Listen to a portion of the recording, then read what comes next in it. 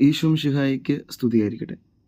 ഇന്ന് തിരുസഭ മാതാവ് വിശുദ്ധ 10-ാം പിയൂസ് പാപ്പയുടെ തിരുനാൾ സന്തോഷത്തോടെ ഓർമ്മിക്കുകയാണ്. നമ്മളിന്ന് ധ്യാനിക്കുന്നത് മത്തായിയുടെ വിശുദ്ധ സുവിശേഷം 22-ാം അധ്യായം 34 മുതൽ 40 വരെയുള്ള വാക്യങ്ങളാണ്. യേശുനാഥനെ പരീക്ഷിക്കാനായിട്ട് സദുക്കായർ ഒരു ചോദ്യവുമായി വരികയാണ്. ചോദ്യം ഇതാണ്: ഏറ്റവും പ്രധാനമായ കൽപ്പന ഏതാണ്? ഉത്തരമായി യേശുനാഥൻ പറയുന്നത്, എല്ലാറ്റിനും ഉപരിയായി ദൈവത്തെ സ്നേഹിക്കണം, അതുപോലെ തന്നെ നിന്റെ അയൽക്കാരനെയും സ്നേഹിക്കണമെന്നാണ്. ഈ ഒരു ഉത്തരത്തോടുകൂടെ നിശബ്ദരാകുന്ന സദുക്കായരെ നമ്മൾ കാണുന്നുണ്ട്. അതിൻ്റെ കാരണം, ഈ സദുക്കായർ ഈ ചോദ്യമായി മുന്നോട്ട് വന്നത് തന്നെ യേശുനാഥൻ ഫരിസയരെ വാക്കുമുട്ടിച്ചു എന്ന് കേട്ടിട്ടാണ്. അപ്പോൾ ഫരിസയർ തോറ്റപ്പോൾ യേശുനാഥനെ എങ്ങനെയെങ്കിലും ജയിക്കണമെന്ന ആഗ്രഹവുമായിട്ടാണ് ഇവർ വരുന്നത്. അപ്പോൾ ഇവർ ഈ സുപ്രധാനമായ ചോദ്യം യേശുനാഥനോട് ചോദിക്കുകയാണ്: ഏറ്റവും പ്രധാനപ്പെട്ട കൽപ്പന ഏതാണ്? ഈ ചോദ്യം ചോദിക്കുമ്പോൾ ഇവരുടെ മനസ്സിൽ അന്ന് നിലനിന്നിരുന്ന 600-ലധികം നിയമങ്ങൾ ഉണ്ടായിരുന്നു എന്ന് നമ്മൾ ചിന്തിക്കണം.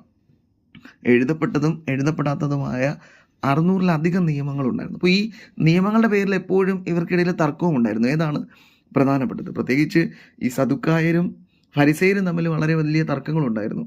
അവരുടെ വിശ്വാസങ്ങൾക്കിടയിൽ പോലും ചെറിയ വ്യത്യാസങ്ങളുണ്ടായിരുന്നു. ചിലർ മാലാഖമാരെ വിശ്വസിച്ചിരുന്നു, ചിലർ മാലാഖമാരിൽ വിശ്വസിച്ചിരുന്നില്ല.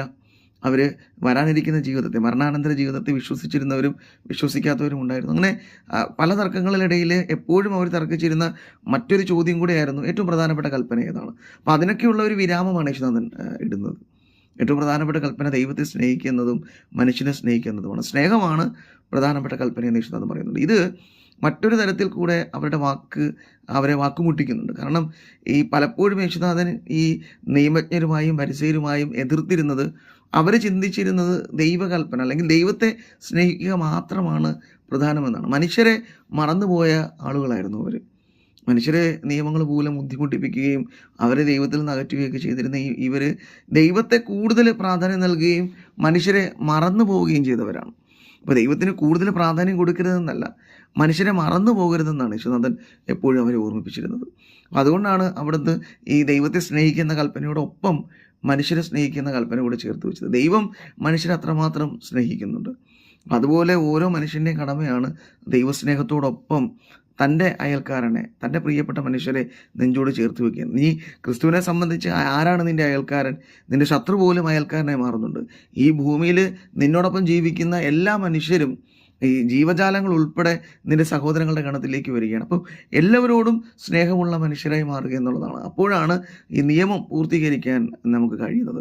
ഇന്ന് നമ്മൾ തിരുനാൾ ആഘോഷിക്കുന്ന 10-ാം പിയൂസ് പാപ്പ, അദ്ദേഹം ഈ 1914 ഒന്നാം ലോക മഹായുദ്ധത്തിൻ്റെ ആരംഭത്തോടുകൂടെ മരണമടഞ്ഞ വ്യക്തിയാണ്. 20-ാം നൂറ്റാണ്ടിലെ വളരെയധികം അറിയപ്പെടുന്ന പ്രബലനായ പാപ്പമാരിൽ ഒരാൾ കൂടെയാണ്. ഇദ്ദേഹവും ഇറ്റലിയിലെ വളരെ പാവപ്പെട്ട ഒരു കുടുംബത്തിൽ ജനിച്ചു വന്ന ഇദ്ദേഹം തൻ്റെ ദാരിദ്ര്യത്തെ എപ്പോഴും ഓർത്തിരുന്നത് കൊണ്ട് ഒത്തിരിയധികം പാവപ്പെട്ട മനുഷ്യരെ സഹായിച്ചിരുന്ന ഒരു വ്യക്തിയായിരുന്നു. അദ്ദേഹത്തിൻ്റെ ജീവിതത്തിലുടനീളം മനുഷ്യരെ സ്നേഹിക്കാനും സഹായിക്കാനും കണ്ടെത്തിയിരുന്നു. അദ്ദേഹം ഈ ദൈവത്തെ സ്നേഹിച്ചതുപോലെ തന്നെ മനുഷ്യരെ സ്നേഹിക്കുകയും പ്രാധാന്യം കൊടുക്കുകയും ചെയ്തിരുന്ന വ്യക്തിയാണ്. അപ്പോൾ ഈ ഒന്നാം ലോക മഹായുദ്ധത്തിൻ്റെ ആരംഭത്തിൽ മനുഷ്യക്കുരുതി കണ്ട് മനം പൊട്ടി ആണ് അദ്ദേഹം മരണമടഞ്ഞത്.